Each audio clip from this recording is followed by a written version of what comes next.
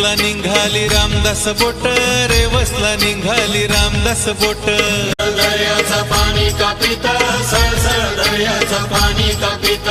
17 जुलै 1947 गटारी अमावस्या सणाचा दिस.